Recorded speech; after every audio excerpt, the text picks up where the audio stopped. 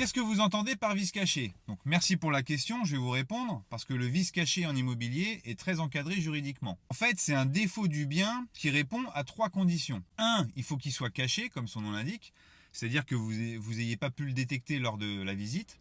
2, il faut qu'il soit grave, c'est-à-dire qu'il affecte significativement l'usage du bien ou qu'il diminue fortement sa valeur. Et 3, il faut qu'il soit antérieur à la vente.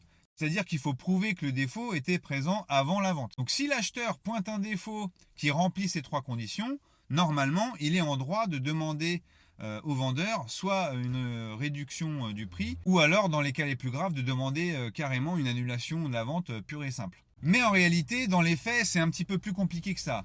C'est-à-dire que généralement, l'acheteur va devoir également prouver, en plus de ces 3 conditions, que le vendeur est de mauvaise foi, que le vendeur a dissimulé sciemment ce fameux défaut.